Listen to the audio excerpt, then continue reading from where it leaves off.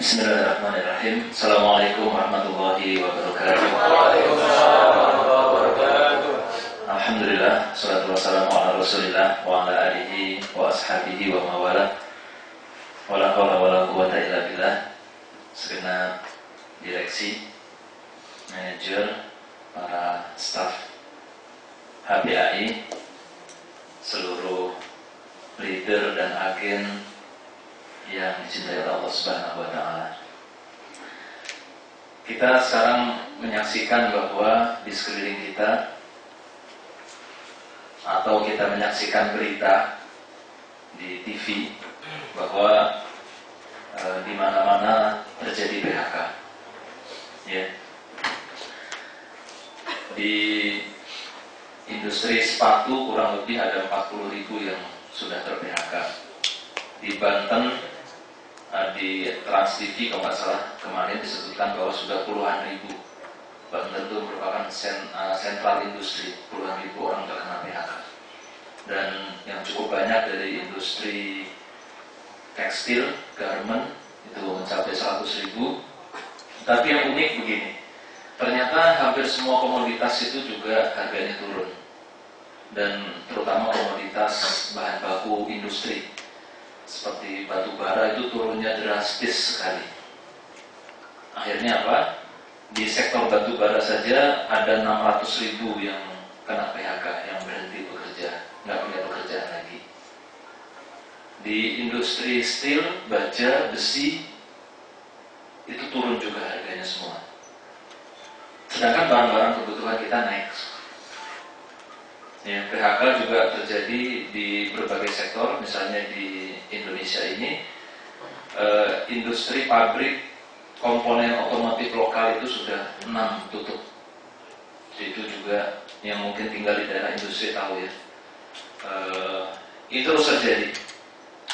Maka pada kesempatan ini kita coba sedikit membahas tentang krisis ini agar kita paham ya, paham tentang krisis ini, apa sebabnya, dan nanti terakhir bagaimana kita mensikapinya. Karena kalau kita bisa mensikapi dengan benar, justru di balik ancaman ini ternyata ada peluang yang sangat luar biasa buat kita. Nah, saudara sekalian, saya akan di awal banyak bicara tentang makroekonomi ya. Mungkin kalau orang ekonomi kuliahnya ekonomi agak sedikit nyambung gitu. Tapi kalau yang tidak, ya udah dengerin aja. Nggak ngerti juga nggak apa-apa. Nanti yang penting kesimpulannya kan. Ya. Tapi jangan-jangan yang orang ekonomi juga nanti agak-agak nggak paham juga gitu. Mari kita lihat agar kita bisa memahami krisis ekonomi ini terlebih dahulu. Saya akan jelaskan ya. Jadi dunia ini ada dua sayap yang mewakili dua negara paling kuat di dunia ini. Dia adalah Amerika dan Cina. Satu sayap Amerika, satu sayap Cina. Mari kita lihat keduanya. Amerika ini mewakili kekuatan masa lalu yang sangat dominan. Ke depan juga masih akan kuat. Akan tetapi sedikit demi sedikit mulai dikalahkan oleh Cina. Dan ramalan dari para analis keuangan, ekonom, McKinsey dan lain-lain, dia mengatakan 2020 itu sudah mulai Cina itu mengalahkan Amerika. Nah, sekarang kita lihat Amerika ya. Lihat Amerika.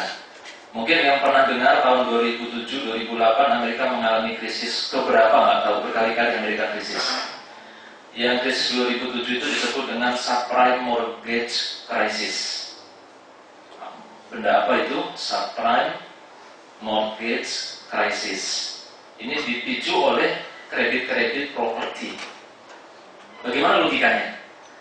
Jadi begini, ini kita tinggal di dunia yang kalau diambil katanya itu sangat ribawi. Ya. Nanti kita akan lihat bahwa sektor real itu kecil, sektor moneter, sektor keuangan itu yang menggelembung. Itulah yang disebut dengan bubble ekonomi. Untuk bisa menjelaskan, saya ambil contoh kasus misalnya ini, saya ambil contoh agar kita bisa mulai memahami ya. Itu dalam kasus adalah seringnya ada tawaran berkebun emas. Ya. berkebun emas macam mana juga? Kita punya uang 1 juta, beli emas batangan, beli emas batangan, datang kita ke bank, titip emas tersebut, ya kan? Bayar biaya titip. Kalau dalam bank syariah, kalau bank konvensional, ya bayar administrasi. Dari situ ternyata dari emas itu kita bisa dapat pembiayaan sampai bahkan 2 kali lipat atau 1,5 kali lipat. Jadi kalau 1 juta kita bayar uang titip, kita dapat uang 1,5 juta. Oke, kita beli emas lagi, dapat emas 1,5 juta, titip lagi, bayar lagi. Dari emas tersebut kita bisa punya uang 2,25 juta, ya kan? Datang beli lagi emas, titip lagi, terus. Sehingga orang yang punya 1 juta, dia punya aset bisa-bisa adalah 20-30 juta. Tapi di balik itu dia punya utang yang sama gitu. Netnya sih sama. Tapi ketika terjadi keuntungan sedikit, akibatnya sangat besar. Sebaliknya kalau terjadi kerugian sedikit, itu efeknya akan sangat besar. Jadi barang yang 1 juta itu ternyata di pasar uang bisa menjadi 30 juta, 50 juta, 100 juta. Itu disebut dengan bubble ekonomi. Paham ya? Jadi nanti akan muncul derivatif bisnis yang luar biasa. Jadi bahasanya adalah betul jualan kertas. Jualan kertas saja. Dan yang lebih parah adalah Bapak Ibu sekalian, kita sebenarnya ini berada pada era di mana Allah berfirman, ya ayyuhalladzina amanu la ta'kulur riba adhafan mudha'afah. Jadi kita sangka nih riba yang adhafan mudha'afah ini ya memang di bank konvensional kita pinjam dia ribanya adhafan mudha'afah juga iya. Tapi di balik itu sebenarnya ada yang lebih adhafan mudha'afah lagi. Sistem ekonomi dunia ini itu sistem ribawi adhafan mudha'afah. Nah, ketika ekonominya stabil nggak masalah. Tapi begitu turun terjadilah kasus subprime mortgage crisis tadi, gitu ya. Ketika sektor keuangannya jauh melampaui dari sektor real, sektor komoditas. Komoditasnya pun komoditas future trading. Kalau kita bicara pasar komoditas di negara-negara kapitalis, itu adalah pasar future trading, ya. Kita beli barang itu buat 1 tahun lagi, 2 tahun lagi, 3 tahun lagi, buat spekulasi bahasanya. Ujung-ujungnya juga spekulasi. Oke, ini di luar bahasan tentang krisis, tapi saya ingin menjelaskan tentang faktor riba. Jadi kemudian apa yang terjadi? Untuk mengatasi ini, Amerika itu harus melakukan kebijakan fiskal. Yaitu untuk mengatasi krisis tersebut dia harus kebijakan fiskal, yaitu pinjam uang lagi. Akan tetapi ada undang-undang konstitusi di Amerika yang melarang pinjaman itu tidak boleh lebih dari 150% produk domestik bruto (PDB-nya). Jadi pinjaman Amerika tidak boleh lebih dari 150% PDB, itu undang-undang konstitusi. Diminta ke DPR-nya sana, ya, ditolak untuk menambah pinjaman. Akhirnya apa? Kebijakan fiskal nggak bisa, dilakukanlah kebijakan moneter. Dengan cara apa? Tahun 2009, 2010, 2011 sampai 2013 kebijakan moneter yang dilakukan adalah mencetak dolar sebanyak-banyaknya. Cetak uang, blum. Uang dicetak di Amerika pasti akan membanjiri dunia. Nah, konsekuensi dari uang dicetak banyak, nilai dolar akan turun. Maka kita ingat tahun 2009, 2010, 2011, 2012, 2013 rupiah agak perkasa. Ya, pernah di bawah 10.000, paling pol 11.000. Jadi rupiah perkasa saat itu disebabkan karena Amerika melakukan kebijakan ekspansif cetak uang. Coba ini yang disebut riba adhafan mudha'afah. Kok bisa sebuah negara cetak uang seenaknya? Boleh nggak? Dengan sistem ekonomi Keynesian, Keynes itu yang ekonomi yang menjadi agama atau akidahnya ekonomi sekarang. Itu boleh. Kalau dulu mata uang apa? Emas, ya. Dinar sama dirham, emas dan perak itu mata uang. Jadi mata uang dulu logam, itu emas betulan. Kemudian ketika berkembang perbankan, udah nggak pakai emas lagi, pakai uang kertas. Tapi uang yang dicetak harus di backup dengan emas. Tapi kemudian sekarang tahun 70 ke sini itu uang dicetak nggak perlu di backup oleh emas. Amerika bebas mencetak semaunya, bebas ya. Ada backupnya? Nggak ada. Ada cadangan emasnya? Tidak perlu ada. Tapi yang menjadi masalah adalah karena dolar ini menjadi satu-satunya mata uang resmi perdagangan dunia. Itu jadi masalah. Sehingga tidak ada yang pengen Amerika hancur. Karena kalau Amerika hancur, seluruh dunia akan hancur. Oke, kita kembali lagi bahwa Amerika cetak uang sebanyak-banyaknya saat itu tujuannya adalah untuk keluar dari krisis, untuk membangkitkan roda ekonomi industri Amerika. Karena ketika dia cetak uang banyak, kemudian ekonomi berputar, dolarnya turun, artinya mata uang asing agak tinggi, ketika dia ekspor juga mendapatkan uangnya agak banyak. Akhirnya betul terjadi, Amerika bisa bangkit dari krisis. Dia bisa bangkit dari krisis, sudah mulai pulih, maka pada tahun 2013, 2014 dan 2015 ini puncaknya melakukan kebijakan kebalikannya yang disebut kebijakan kontraksi. Jadi uang ditarik lagi. Dengan cara apa? Amerika menaikkan suku bunga. Kan orang tertarik suku bunganya naik, naruh lagi uang di Amerika, ditarik lagi sama negara. Akibatnya apa? Maka uang dolar menguat. Itulah sekarang dolar jadi 14.000, sekarang 14.300 hari ini. Oke, yang kedua sekarang kita lihat Cina. Bapak Ibu sekalian, Cina ini adalah negara yang saat ini negara yang ajaib. Pertumbuhan ekonominya ajaib sekali. Pertumbuhan industrinya ajaib. Cina adalah negara yang selisih positif antara ekspor dan impornya, yaitu neraca perdagangannya paling tinggi di dunia. Dia paling banyak ekspor. Maka pertumbuhannya sangat luar biasa. Ya. Oke, sehingga Cina itu mengalami masa-masa emas. Sampai kemudian pada satu titik, yaitu tahun 2014 ini, dia harus sedikit konsolidasi bahasanya. Bukan buat jatuh turun, bukan. Konsolidasi. Kenapa? Karena pertumbuhan ekonomi dan pertumbuhan industrinya terlalu cepat. Kok terlalu cepat masalah? Iya, masalah. Masalahnya di mana? Salah satu masalah utama yang dialami Cina adalah tenaga kerja. Jadi karena kebijakan satu pasang satu anak, ya, one family one child, itu terjadi di sana sudah dari dulu. Sekarang Cina mengalami krisis tenaga kerja produktif.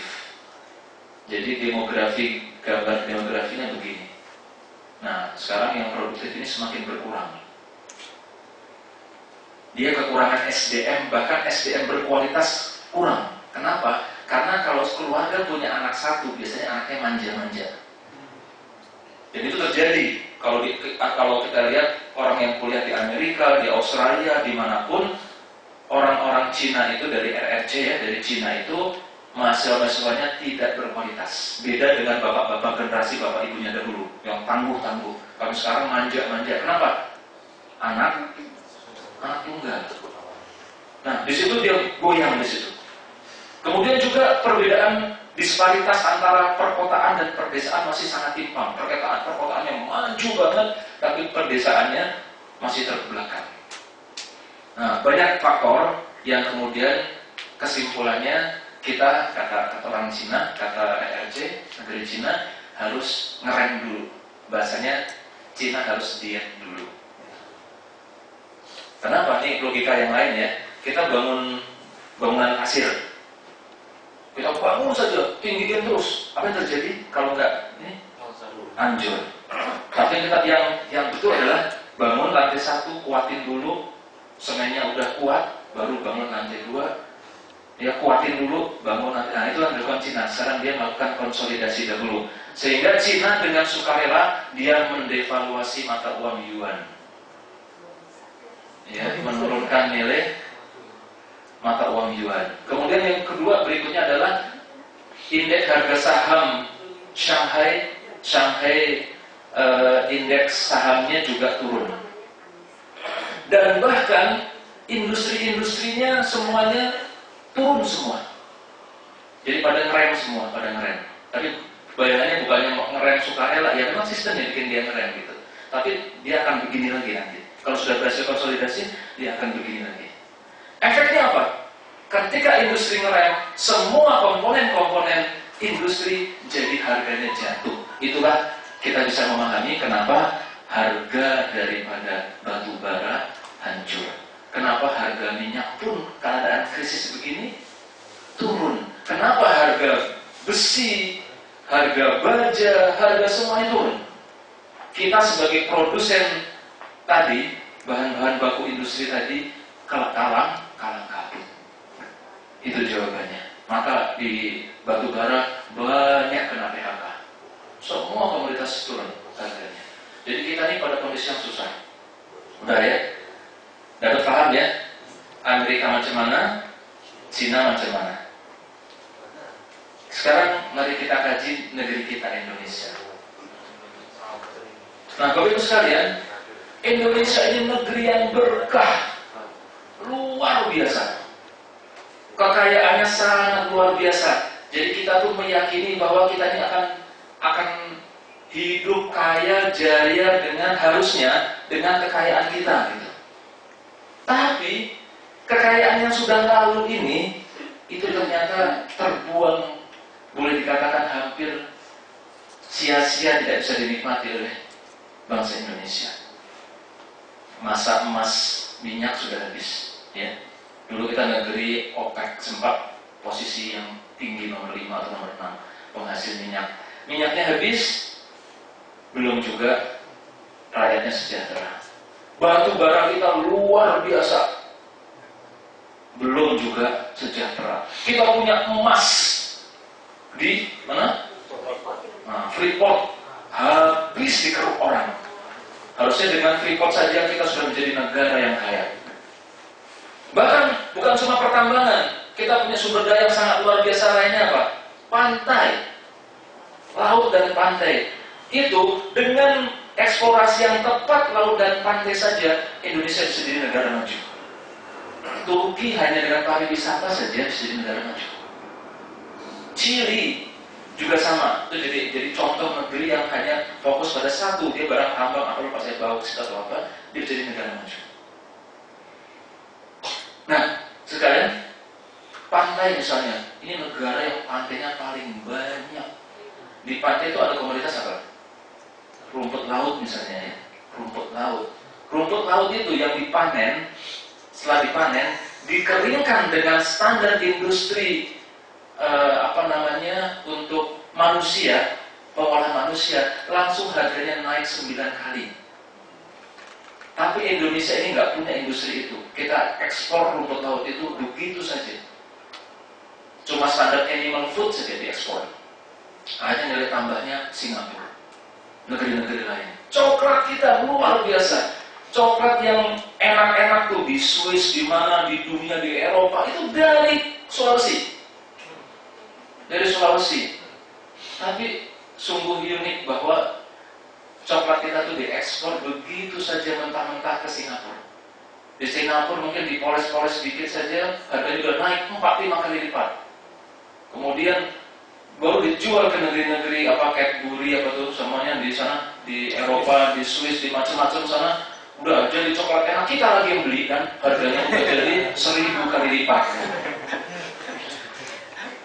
Jadi terus sekalian, Bapak Ibu sekalian, kita mungkin sebabnya adalah karena kita tidak bisa memanfaatkan semua sumber daya tersebut. Nah, ternyata Indonesia ini masih menyimpan potensi yang luar biasa. Jadi analisa di McKinsey itu lembaga selain keuangan, dia selalu memberikan analisa-analisa sifatnya makro kepada dunia ini. Indonesia ini kalau bisa mempertahankan tingkat pertumbuhan 4,8% saja, dan kita selalu lebih. Tahun 2029, 2030 Indonesia sudah menjadi negara maju dengan indikator pendapatan per kapita 12 juta US dollar. Nah, saudara sekalian, Bapak Ibu sekalian, rahimakumullah, itu kondisi Indonesia ya, sudah nangkep ya? Sudah dapat? Oke. Sekarang bagaimana kita mensikapinya krisis ini? Saya ingin kita semua, karena HPA ini merupakan komunitas yang bukan kecil gitu. Kalau kita nggak mengatakan ini besar, paling tidak ini bukan kecil. Ya. Kalau ini kita lakukan serentak, ini akan menjadi sebuah kekuatan yang cukup signifikan, dan dampaknya ini akan terasa bagi bangsa ini. Ya. Maka sesuatu yang kita lakukan adalah pada saat ini memang krisisnya akan terjadi, dan krisis ini jangan diperkirakan, jangan diharapkan selesai dalam waktu singkat. Ini prediksinya 2-3 tahun. Maka bagaimana sikap kita, saudara sekalian? Saya akan bagi sikap kita secara maknawi dengan sikap kita secara teknisnya.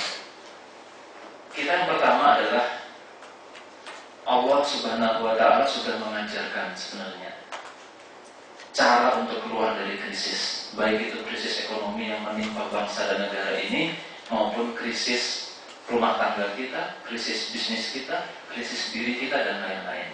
Yaitu perbanyaklah istighfar. Allah berfirman dalam surah Nuh, A'udzubillahi minasyaitonirrajim, faqultu astaghfiru rabbakum innahu kana ghaffara. Faqultu astaghfiru, ya, maka beristighfarlah. Istighfar, beristighfar yang terus menerus. Jadi istighfarnya hal yang penting. Faqultu astaghfiru rabbakum, kepada Tuhanmu, innahu kana ghaffara.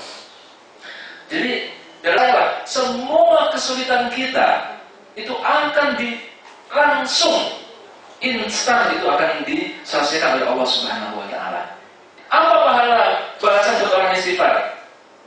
Faqultu astaghfiru rabbakum innahu kana ghaffara yursilis samaa'a 'alaikum midrar. Maka Allah akan menurunkan dari langit itu midrar, hujan. Memang hujan ini adalah personifikasi dari rezeki. Ya. Kalau masa dahulu itu yang namanya paceklik itu pasti karena hujan nggak turun.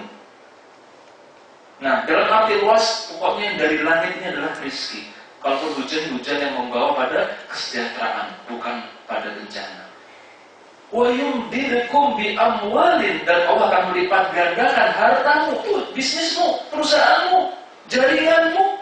Itu janji Allah. Wa yumdidukum, akan melipat gandakan bi amwalin, hartamu. Janji Allah. Innallaha la yukhliful mi'ad. Allah tidak akan mengingkari janjinya. Ya. Jadi kalau ini saya yakin, kalau semuanya rajin istighfar, maka HPAI akan jaya. Kalau HPAI jaya, otomatis kita semua insya Allah akan jaya. Sudah pasti. Wa yumdidukum bi amwalin wa banin. Anak-anak kita selain banyak, juga akan menjadi anak yang soleh-soleha, anak yang cerdas, anak yang berprestasi, anak yang berbakti kepada orang tuanya, anak-anak yang taat kepada Allah dan Rasulnya, anak-anak yang menghafal Al-Quran, anak-anak yang menyejukkan pandangan, membahagiakan orang tuanya tuh. Yang makna dari istighfar selain mengucapkan astagfirullah, selain kita memohon ampun kepada Allah, sebenarnya adalah menjauhi maksiat, menjauhi dosa. Itu maknanya istighfar. Karena dosa kita inilah yang menyebabkan doa kita nggak istijabah. Kan Rasulullah bersabda dalam sebuah hadis qudsi, hadis arba'in, Imam Nawawi nomor 9 atau 10 itu. Ketika Allah bersabda bahwa innallaha tayyib, Allah itu maha indah, maha baik. La yaqbalu illa thayyiban, tidak menerima kecuali yang baik-baik. Kemudian Allah memerintahkan kepada orang-orang beriman seperti memerintahkan kepada Rasul. Perintah kepada Rasul adalah ya ayyuhar rusulu kulu minat thayyibati wa'malu sholihah. Perintah kepada Rasul adalah wahai para Rasul, makanlah yang baik-baik dan beramal solehlah. Perintah kepada orang beriman ya ayyuhalladzina amanu kulu min thayyibati ma razaqnakum washkuru lillahi in kuntum iyyahu ta'budun. Wahai orang-orang yang beriman, makanlah yang baik-baik, sama perintahnya, dan bersyukurlah kepada Allah karena kepadanya kamu beribadah. Tsumma dzakara rajula. Kemudian Rasulullah menceritakan seorang laki-laki, seseorang maksudnya. Yatilus safar, dia keadaan safar yang panjang, bajunya kotor. Ya, as-asa akbar, rambutnya itu gimbal kotor, berdebu, acak-acakan, bajunya lusuh, mukanya nempel debu, kotoran, udah pokoknya macam gelandangan seperti itu. Ya, lusuh. Yang mutu yadaihi ila sama, dan dia mengangkat tangannya tinggi-tinggi kepada Allah dan berkata, ya Rob, ya Rob, ya Rob. Tapi kata Rasulullah SAW, orang ini sudah macam itu berdoanya, tapi wa mat'amuhu haram, makanannya haram, wa mashrabuhu haram, minumannya haram, wa gudiya bil haram, perutnya dipenuhi dengan makanan-makanan yang haram. Fa aina yustajabulah, maka bagaimana bisa diistijabah oleh Allah Subhanahu wa taala? Ya, yang haram tadi, yang maksiat tadi, yang dosa tadi, itu yang akan menjadi masalah. Doa kita nggak diistijabah oleh Allah Subhanahu wa taala, krisis nggak kunjung selesai. Maka di samping kita istighfar, kita jauhi maksiat, kita jauhi dosa, dan subhanallah kita semua ini berada di HPAI, sebuah lembaga yang dia itu mengajak masyarakat, mengajak bangsa Indonesia untuk menjauhi makanan-makanan yang haram. Karena tagline kita adalah produk halal tanggung jawab bersama. Semua produk kita adalah halal berkualitas. Harusnya kita makin serius lagi bekerja. Para agen, para leader makin hebat lagi merekrut. Karena di sini kebaikannya luar biasa. Ya. Mari kita jauhi maksiat, jauhi dosa. Kita pilah betul makanan kita. Kalau nggak yakin itu halal, lebih baik kita hindari. Maka ada sebuah hadis bahwasanya ala inna fil jasadi mudghah, dalam tubuh kita itu ada segumpal darah. Idza fasadal jasadu kullu, kalau buruk segumpal darah itu buruk semua. Idza salahat jasadu kullu, kalau baik semua. Ala wahyal qalb, itu adalah hati. Hati kita biar bagus. Ternyata hadis ini hadis yang panjang, dan hadis ini diawali dengan innal halala bayyin wa innal harama bayyin. Awal hadis itu yang tadi itu, yang alkohol tadi, awalnya adalah sesungguhnya yang halal itu jelas dan yang haram itu jelas. Tapi wa bainahuma, di antara keduanya ada umurul mustabihat, ada hal-hal yang syubhat. Ya, maka kita sekarang coba, dan ini insya Allah sudah menjadi budaya HPAI. Kalau kuliner makan, lihat. Kalau rumah makan Padang atau warteg nggak ada halalnya nggak apa-apa, ya kan? Cuma ada, masih hati-hati juga itu. Kerupuk kulitnya itu kadang-kadang yang warnanya putih, ya kan? Kerupuk kulit yang putih itu pasti kulitnya kulit impor. Harganya 23.000 per kilogram. Kalau kulit lokal harganya lebih mahal. Nah, kulit impor warna putih kulit apa tuh? Nah, kan nggak jelas kan? Ya, harus hati-hati tetap. Tapi kalau kita ke mall, lihat ada halalnya dari MUI atau tidak. Paling nggak dia mencanangkan dirinya halal. Kadang-kadang kita jumpai orang jual nasi goreng, orang jual mie goreng pakai topi haji, pakai angcu, ya kan? Itu masih terjadi. Tapi kita harus bersyukur kita bergerak dalam hal ini. Kita mendakwahi ini kepada masyarakat. Maka kalau kita mendakwahi kepada masyarakat, kita pun harus mencontohkan. Bukan cuma leader agen yang seperti itu, tapi kita, seluruh karyawan pun juga sudah memilah-milah makanan. Karena yang kena itu kita sendiri. Oke, jadi perbanyak istighfar. Nah, Bapak Ibu sekalian rahimakumullah, maka kemudian yang kedua, saya dulu pernah menjadi bendahara pada majelis taklim saya jadi bendahara. Dan saya sempat melakukan kajian. Ya, kajian, saya perhatikan orang yang berinfak sedekahnya itu rajin ya. Kayaknya setiap tanggal gajian, tanggal 25, begitu ketemu berikutnya udah store, rajin. Ada yang males banget, akhirnya nunggak berbulan-bulan, akhirnya dia nggak bayar. ternyata orang-orang yang infak sedekah, zakatnya rajin, itu rata-rata bisnisnya lancar. Lancar, bukan rata-rata, hampir semua. Tunjuk orangnya siapa yang bisnisnya bagus. Saya bisa tunjuk, ya, bisa tunjuk semua. Misalnya ada di Jakarta Timur Pak Indarmawan, ya, beliau kenal, subhanallah, itu bikin kita gede-gede. Tahun 2000 berapa ya, mungkin 2009, 2010, beliau bersama teman-temannya bikin sebuah perusahaan. Modalnya cuma 500 juta. Perusahaannya bergerak di bidang energi, mengolah limbah minyak gas. Udah baru berjalan 2-3 tahun, perusahaannya berkembang pesat sampai akhirnya dibeli oleh seseorang, ya, dibeli oleh seseorang dengan harga 300 miliar. Dari perusahaan yang didirikan 300 juta sekarang dibeli 300 miliar. Tapi yang luar biasa, pemilik barunya setelah kenalan dengan beliau ini, apa yang terjadi? Senang. Beliau tadinya direktur keuangan, ganti pemilik, bilang Pak Indra tetap aja direktur keuangan. Dan penghasilannya di atas 200 juta rupiah sebulan. Beliau begitu terima gaji, terima uang, pertama yang dipikir apa? Zakat dikeluarin dulu. Langsung itu yang pertama beliau lakukan. Banyak yang kayak begini. Tapi ada ikhwah kita, saudara kita, bisnisnya masalah, terus pasti bulanannya zakatnya bermasalah. Maka saya mengingatkan nih, jangan sampai ada orang HPAI nggak bayar zakat. Soalnya kalau kita bayar zakat pun 2,5%, itu maksudnya kelompok bakhil. Bakhil. Kalau nggak bayar zakat 2,5% tadi, kita melanggar arkanul Islam yang sama Abu Bakar diperangi. Tapi kalau cuma 2,5% doang, itu golongan bakhil. Coba, insya Allah nggak akan kita jadi miskin gara-gara sedekah. Nggak akan. Nah, nggak ada. Saya khawatir HPAI ini bisa terhambat kejayaannya gara-gara komponen-komponen HPAI, orang-orang di dalamnya ada yang lupa bayar zakat, infak dan sedekah. Jadi para agen, para leader, ketika dapat bonus, jangan lupa untuk menyalurkan zakat. Lebih baik minta potong langsung oleh perusahaan. Insya Allah kita kerjasama dengan lembaga-lembaga zakat yang kredibel untuk itu.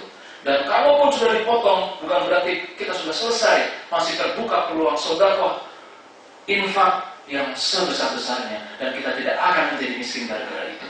Justru kita akan menjadi lebih jaya lagi. Itu nasihat kedua.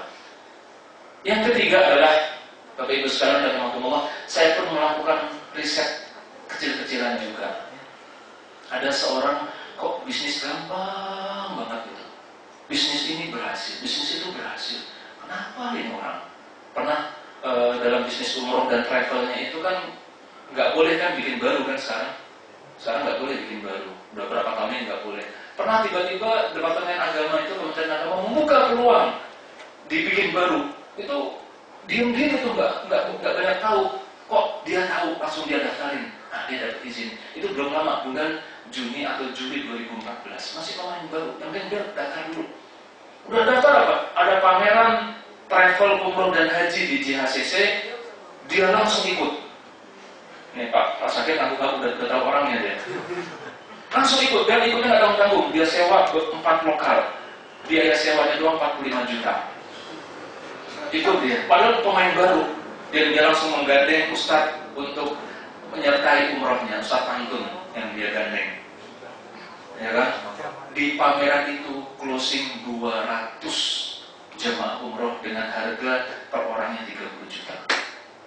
Pemain baru langsung nyodok, ya luar biasa, dan berikutnya lancar. Bingung kita, ini bisnis apa aja kok lancar? Kenapa? Ada bisnis tiketing lancar juga. Ya, di franchise di berbagai tempat. Rupanya ketika kita selidiki, oh, perlakuan sama ibunya itu luar biasa. Jadi kita akan menjadi, bisnis kita jaya, bisnis kita bagus adalah orang-orang yang perlakuan sama ibunya itu bagus. Bisnis kita menjadi raja ketika dia memperlakukan ibunya seperti raja. Terutama juga para akhwat ini, jangan halangi suami kita untuk berbakti kepada ibunya. Karena ibunya itu lebih berhak memiliki daripada kita. Ya kan? Kita kan nggak membesarkan suami kita. Tapi sekarang tiba-tiba kita berusaha untuk merebut suami kita dari tangan ibunya. Jangan. Demikian juga kita. Maka saya yakin lagi, kalau semua orang-orang HPI adalah orang-orang yang berbuat baik, memberikan yang terbaik kepada ibunya, dampaknya ke HPI juga. Semua agen-agen HPI, para leader HPI adalah orang-orang yang terbaik bagi orang tuanya, bagi ibunya terutama. Maka saya yakin kemudahan bisnis, keberkahan itu juga akan terjadi untuk kita semua. Maka orang-orang HPI cirinya adalah orang-orang yang dia memberikan yang terbaik bagi orang tuanya. Nah, saudara sekalian, Bapak Ibu Saudara rahimahullah, dalam hal yang teknis sekarang yang kita lakukan dalam masa krisis ini adalah, ini hal yang penting. Saya akan memberikan sesuatu yang mungkin berbeda sarannya daripada para ekonom. Tapi saran yang sama adalah, pertama, penghematan. Semua hal-hal yang sekecil apapun. Saya dahulu pernah satu mobil sama seorang pengusaha dari Malaysia. Datuk, saya nggak usah sebutkan namanya. Apa yang terjadi? Saya pas bayar tol, uang saya jatuh 1.000, saya diamin aja. Sama dia, uangnya diambil, kemudian dialusin, dibetulin dan dicakepin ya, dilipat dan ditaruh di laci sama dia. Perhatian sama uang 1.000 rupiah yang luar biasa. Artinya apa? Kenapa begitu, Datuk? Saya tanya. Orang yang tidak menghargai uang, maka dia nggak akan sukses. Wow. Kadang-kadang kita lupa uang 1.500, 25.000 kita anggap sepele. Padahal itu merupakan bentuk kesyukuran kita kepada Allah Subhanahu wa Ta'ala. Nah, berikutnya Bapak sekalian, sebuah saran buat kita semua dan buat para agen dan leader HPAI. Kalau para ekonom banyak yang menyarankan saat ini kita saving, saat ini kita jangan belanja apapun. Justru kalau itu dilakukan secara kolektif, seluruh umat bangsa Indonesia melakukan hal itu, krisis akan semakin parah. Lantas bagaimana?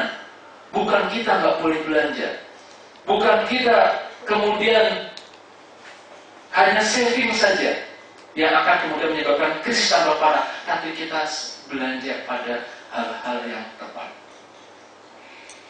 Yang pertama, kita tidak belanja pada barang-barang kebutuhan tersier impor pada saat ini. Apa kebutuhan tersier impor yang tidak kita butuhkan saat ini? Belanja TV LED baru. Apa? Devisa keluar, uang itu keluar negeri, memperburuk ekonomi kita. Kan cuma satu, kalau banyak seluruh Indonesia melakukan hal yang sama, itu akan terjadi.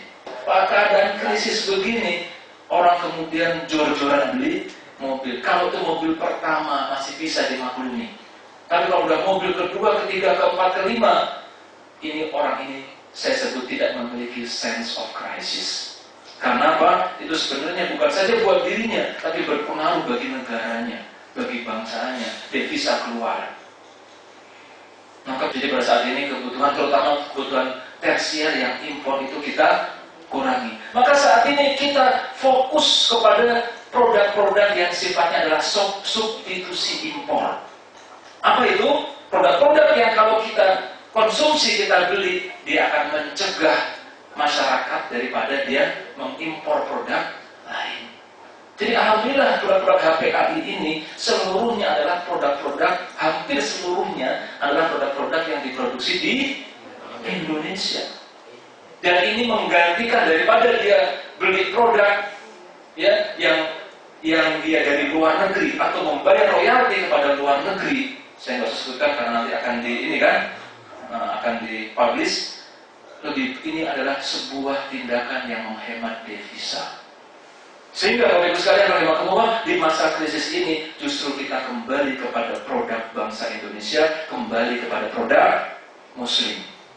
Lakukan. Dan nggak usah kemudian menahan tidak belanja yang banyak, tetapi untuk produk umat Indonesia, bangsa Indonesia, dan produk Muslim, sehingga ekonomi ini terus berputar, bukan malah berhenti. Karena penyebab daripada krisis makin buruk ketika ekonomi itu berhenti.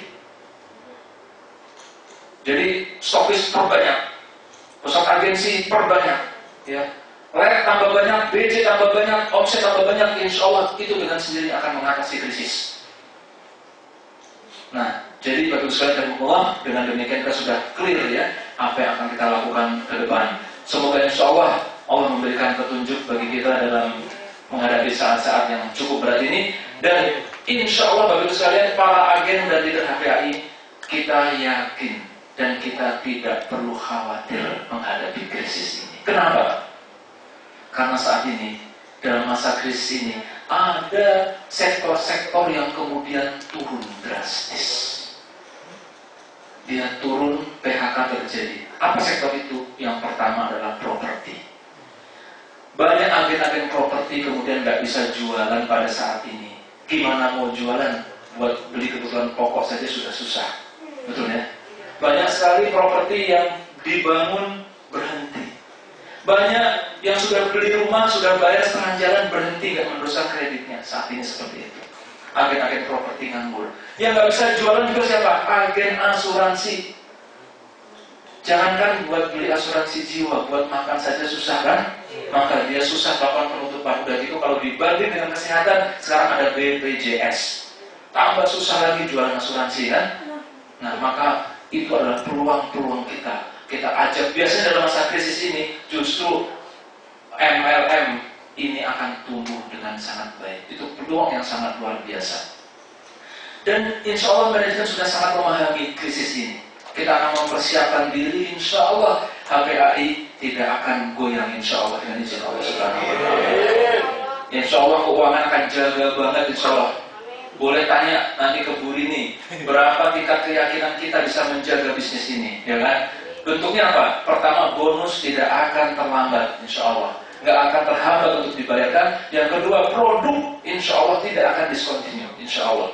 Artinya itu perlu backup resources finansial yang kokoh. Kita tanya sama manajer keuangan pada kita ya, nah, Bu Rini coba dijawab. Dengan angka 0 sampai 100%, seberapa jauh tingkat keyakinan Bu Rini, manajer keuangan yang tahu keuangan kita kan, keyakinan bahwa kita insya Allah tidak akan goyah dalam krisis ini. Berapa persen Bu Rini? 1000%. Ya, jadi nanti ketika krisis berlalu, kita kokoh, kita tidak goyah, produk tetap berjalan, tetap continue, dan bonus terbayar bahkan terus meningkat. Saya yakin berikutnya adalah orang berbondong-bondong akan masuk HPAI, berjuang bersama HPAI. Jadi saat ini para leader dan agen ini peluang yang sangat luar biasa. Dan insya Allah HPAI akan tetap kokoh dalam masa krisis ini. Dan antum semua justru bisa panen dalam masa krisis ini. Assalamualaikum warahmatullahi wabarakatuh.